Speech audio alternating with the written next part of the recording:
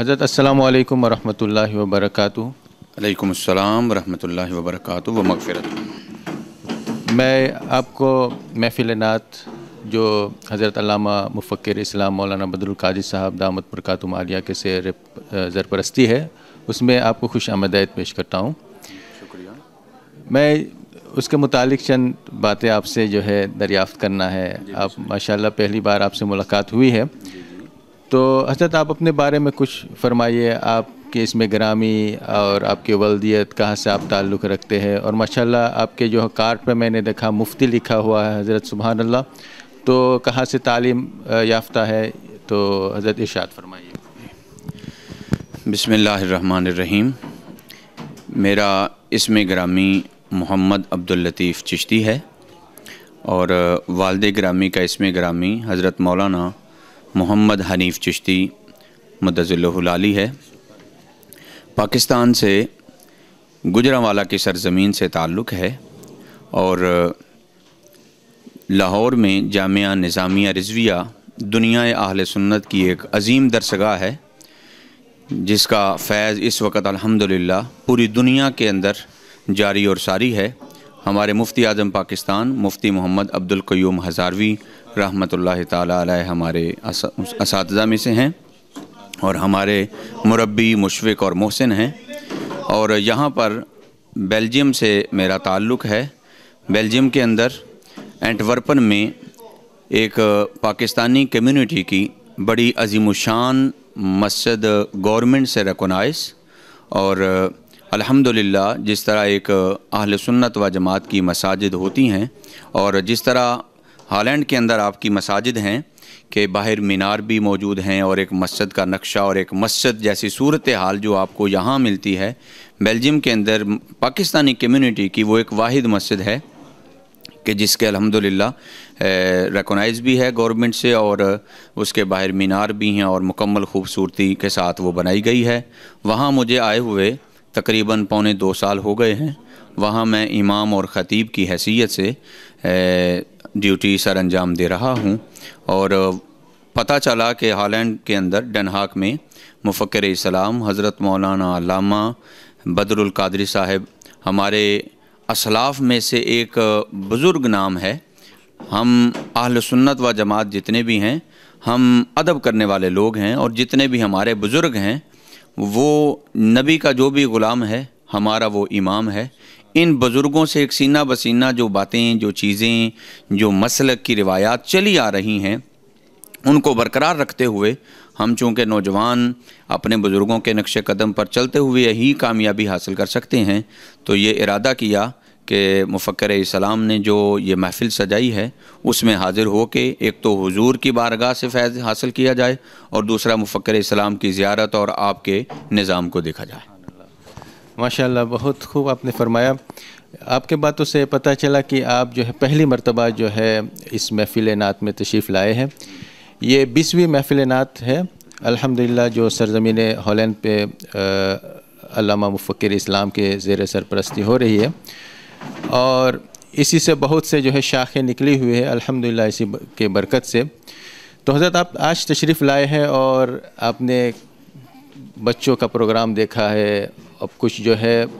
بڑے لوگوں جو ہے نعت مداحان رسول جو ہے نعت پیش کر رہے ہیں، تو اب تک جو آپ نے کیا محسوس فرمایا؟ جی میں تو یہی کہوں گا کہ سینے میں بھرا ہے تیری نعتوں کا خزانہ، سینے میں بھرا ہے تیری نعتوں کا خزانہ،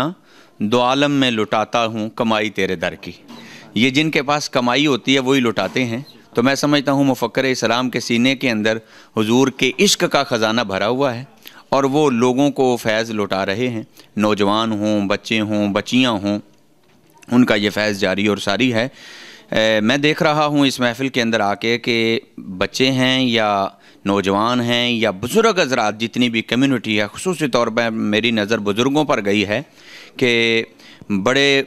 با ادب بزرگ اور بڑے اچھے اور باشرح اور بڑے حضور قبلہ کے چاہنے والے اور ایک اچھا خاص شغف رکھنے والے ہیں کہ اس طرح اتحاد اور اتفاق کے ساتھ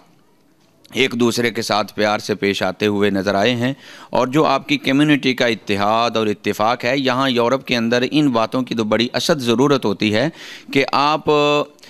جو نوجوان نسل کو پیغام دے رہے ہیں، ان کے اندر جو عشق مصطفیٰ کا جذبہ پیدا کر رہے ہیں، اس کا فائدہ اور بینیفٹ یہ ہوگا کہ ہماری نوجوان نسل آنے والی نسلوں تک ان باتوں کو پہنچائے گی، تاکہ وہ ہمارے یہاں کی نسل جو ہے وہ اغیار کے ہاتھوں میں نہ چلے جائے، بلکہ اسلام کے اوپر کاربند رہتے ہوئے اپنی زندگی گزارے۔ بارک اللہ۔ حضرت آپ نے جو بیلجیم میں بھی محفل نعت جو ہے قائم کرتے ہیں، الحمدللہ اسی کے دعوت لے کر آپ تشریف لائے ہیں، اللہ تعالیٰ اس میں برکتیں عطا فرمائے۔ حضرت آپ جو ہے اس محفل کے متعلق کچھ آئیڈیا یا کچھ جو ہے آگے بڑھنے کا اور کچھ ترکیبیں آپ ارشاد فرما سکتے ہیں؟ جی، میں ایک کم علم اور ناقص ذہن کا آدمی ہوں۔ آپ ماشاءاللہ اتنے عرصے سے یہاں پہ کام کر رہے ہیں، حضرت مفکر اسلام کر رہے ہیں، آپ لوگ ان کے ساتھ جتنے بھی ان کے رفیق ہیں، انتظامیہ ہیں، یہاں کی تنظیمیں ہیں جو بھی کام کر رہی ہیں، میں تو ان کے لیے پہلے تو دعا کروں گا کہ اللہ تعالیٰ حضرت کے سائے میں انہیں مزید دن دگنی رات چگنی ترقی عطا فرمائے۔ مزید میں یہی عرض کروں گا کہ جب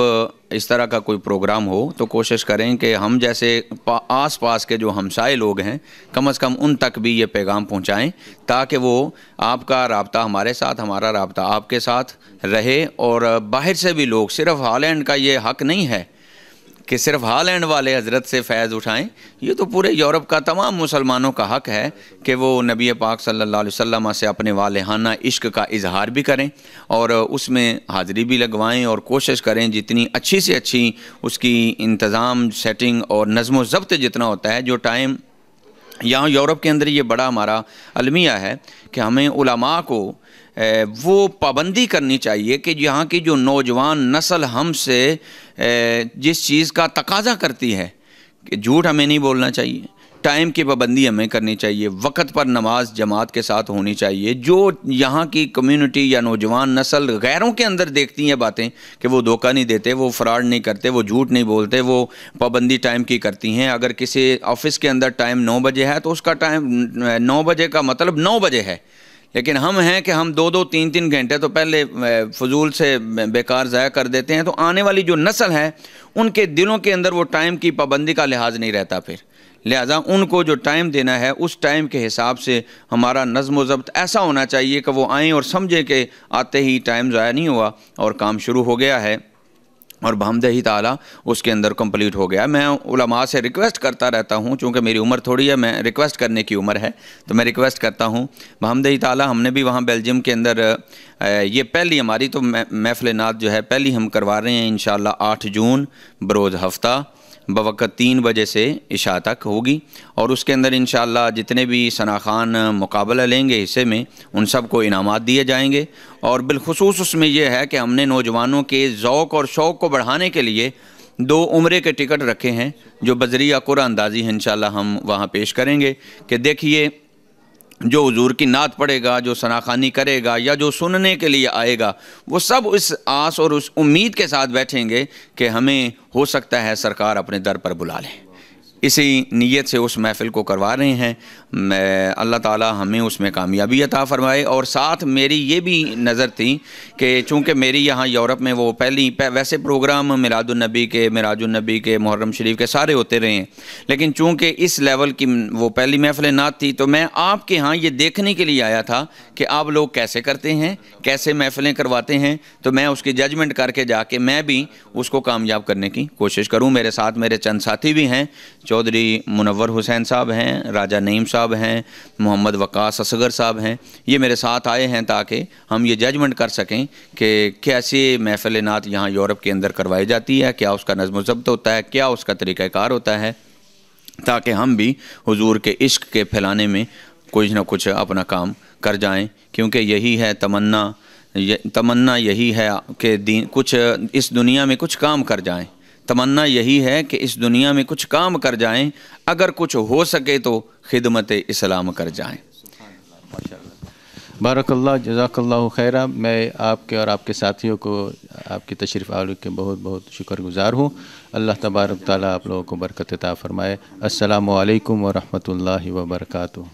علیکم السلام ورحمۃ اللہ. میں بھی آپ کا اور آپ کی پوری ٹیم کا، حضرت مفکر اسلام کا اور آپ کے اس تمام نظام کا جو بڑے دیدہ زیب ہے، اللہ تعالیٰ سب میں مزید ترقی عطا فرمائے، اور شکریہ ادا کرتا ہوں. السلام علیکم ورحمۃ اللہ.